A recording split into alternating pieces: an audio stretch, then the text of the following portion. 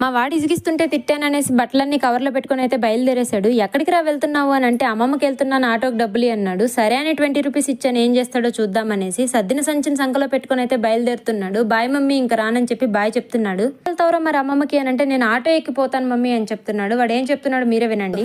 ఎక్కడికి వెళ్తున్నావు? ఎందుకు? నువ్వు వెళ్తావా? నీకు తెలుసా దారి?